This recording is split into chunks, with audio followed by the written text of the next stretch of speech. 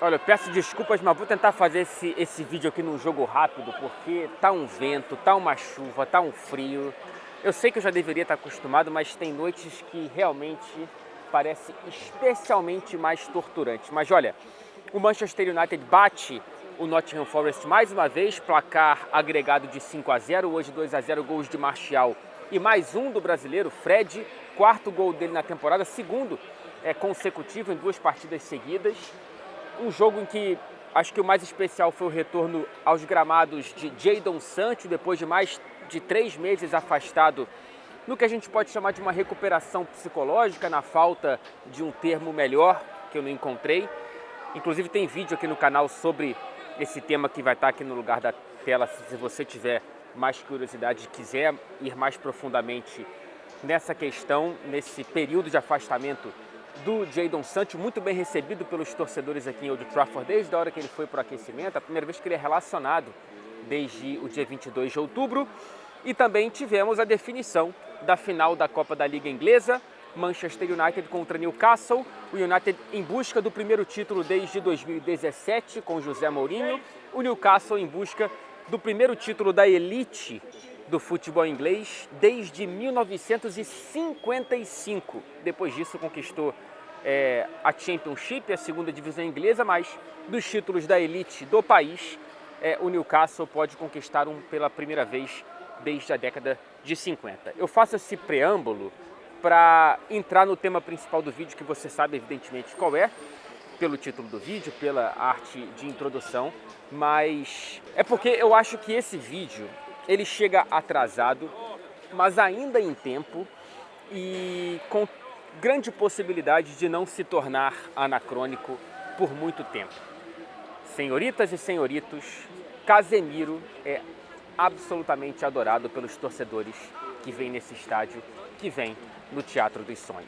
E essa minha percepção vai além das celebrações dos gols que o Casemiro vem fazendo, inclusive 2 na partida anterior do Manchester United, vai para além das vezes em que ele é substituído e aplaudido de pé por esses torcedores que vêm ao estádio. Dá para perceber algo nas entrelinhas das reações da torcida, que é algo perceptível por qualquer um de nós que tem um mínimo de experiência em qualquer estádio de futebol, em qualquer lugar do mundo. E antes de descrever essa percepção, eu só queria fazer um contexto rápido aqui para dizer que eu me apaixonei pelo torcer antes de me apaixonar pelo que acontece dentro de campo, antes de me apaixonar pelo futebol em si.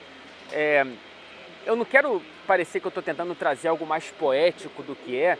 Eu estou realmente só dividindo um pouco da minha trajetória aqui para tentar te explicar por qual prisma principal eu até hoje enxergo esse esporte. Eu lembro das minhas primeiras experiências indo ao Maracanã, o primeiro estádio que eu fui na minha vida e o estádio que eu mais fui na minha vida até hoje, e eu prestava muito mais atenção nas arquibancadas do que no gramado. Tudo bem que o Fluminense do fim da década de 90 não me ajudava a prestar muita atenção no gramado, mas não era sobre isso, tá? Antes de eu ser injetado, antes de ser invadido pelas noções de rivalidade e competitividade, eu gostava principalmente dos clássicos contra Vasco, Flamengo, Botafogo, porque eu podia ver reações tanto da minha torcida quanto da torcida adversária na arquibancada. Então, para mim, aquilo ali era o máximo. Eu adorava especialmente o quase gol do adversário. Porque, cara, era uma onda, né? Era uma onda, assim, era um negócio que eu achava maravilhoso. Eu acho que eu não gostava tanto do gol porque já tinha um mínimo de rivalidade e competitividade, mas não um excesso. Então, assim, aquilo ali, cara, era um negócio inebriante para mim. E eu lembro que mais ou menos na mesma época, ou poucos anos depois, eu me mudei para uma das ruas de acesso ao Maracanã, a rua Isidro de Figueiredo, e eu me recordo de preferir ouvir as partidas pela janela do meu quarto, ou seja, ouvir as torcidas, do que ver os jogos pela televisão. Então, assim, por muito tempo foi a arquibancada que me cativava mais e, portanto, foi pela arquibancada que eu me apaixonei pelo futebol, e isso eu guardo comigo até hoje.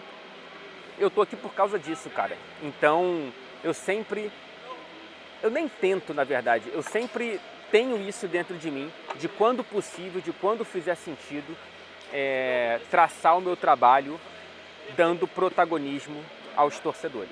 Por isso eu volto a falar do Casemiro e da percepção dos detalhes das reações da torcida do Manchester United. Você sabe, você que vive e viveu estádio de futebol, sabe quando a torcida está em lua de mel com um jogador, que qualquer coisinha há um barulho diferente, uma celebração diferente nas arquibancadas, um drible curto, um passe para o lado, uma clareada na jogada, enfim, nos detalhes a torcida do Manchester United celebra o Casemiro e deixa bem claro para ele mesmo o quanto que ele é celebrado por essa torcida e por esse clube. E é recíproco, viu? Eu tive a oportunidade de, depois do último jogo, conversar com o Casemiro, e essa entrevista você pode conferir aqui mesmo no YouTube, no canal da TNT Esportes. Acho que ficou bastante legal. E tanto na conversa que foi pro ar, quanto na conversa fora do ar, ficou muito claro para mim, cara, o Casemiro, ele tá encantadíssimo com tudo o que ele tá vivendo aqui. Ele tá muito feliz do Manchester United. E me parece meio surreal isso, porque, cara, ele estava até ontem conquistando todos os títulos do mundo pelo Real Madrid. Mas isso, por outro lado, também explica, né? Acho que depois de tantos títulos e tanta idolatria, vira meio que mais do mesmo.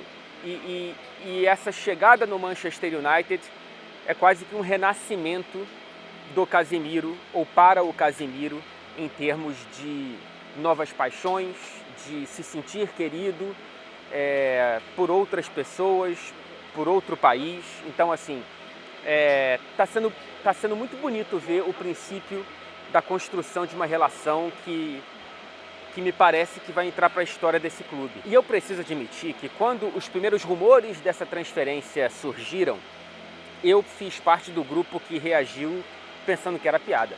Cara, o que é que o Casemiro, campeão da Champions ontem, vai fazer num clube estagnado como o Manchester United, um cemitério recente de talentos? Eu estava errado. O Casemiro me provou que eu estava redondamente errado. Até porque ele veio com uma postura rara.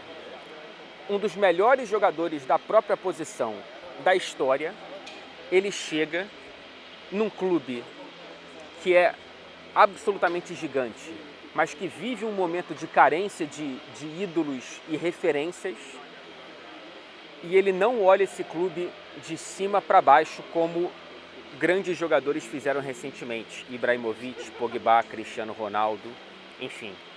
Ele corre na mesma direção, eles remam juntos e eu acho que isso explica grande parte da conexão. O Casemiro olha para o resgate do time, a grandeza do clube, como uma missão quase que pessoal, cara. E isso é bastante notável e esse resgate está em curso, no início, mas já está em curso. É claro que ele não é protagonista único, longe disso. Há vários jogadores e o treinador participando desse resgate, mas ele é sim um dos protagonistas, cara. O Casemiro é um cara que faz os jogadores ao redor dele jogarem melhor. O Casemiro explica em parte por que Diogo Dalot, Wan-Bissaka, Luke Shaw, Varane, Bruno Fernandes, todos esses, explica por quê, em parte porque todos esses melhoraram. Explica também em parte porque Eriksen e Martinez encaixaram tão bem e tão rapidamente nesse time.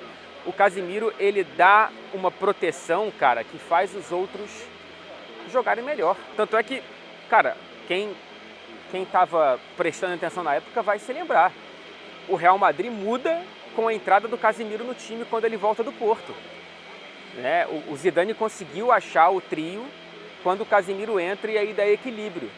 Então, há um carimbo do Casemiro no que foram Modric e Kroos nos últimos anos. Pergunta para qualquer um que joga ao lado dele, perceba quantas vezes isso é perguntado para o Ten Hag em entrevistas e quantas outras o próprio Ten Hag traz o nome do Casemiro de maneira espontânea, e pergunta aos torcedores do Manchester United, como eu fiz recentemente. You like him? He's my favourite player. Favorite player? Why? I really liked him at Real Madrid as well. He's a brilliant player. He's come from an amazing team like Real Madrid, brings that quality to the United team, and he shows it on the pitch every time. I think he's like a great player, to be fair. Yeah. Yeah, and he's like very skilled and all sorts. A central midfielder as Central well, isn't he? midfielder, Controls the game. controls the game, and When was the last time you saw a player with that quality in that position for United? I think it was definitely Roy Keane, yeah. Well, it's been a while, really, hasn't it? We've been after it for a while. So I think when he first come from Real Madrid, we wondered whether he'd be a bit in his twilight, whether he still could have the impact. But as soon as he's found his stride, he's proved himself. Michael Carrick, Paul Scholes. Do you understand? So yeah, it's good, man. Needed. Is it fair to say that he was one of the missing pieces? Yeah, definitely. Yeah, in our puzzle, definitely. He definitely made Ten Hag's job a bit easier. When you heard that United were signing him, what did you think? it was very good. I think he's a great player. He's done a lot for us. So yeah, I think he's just a really good player.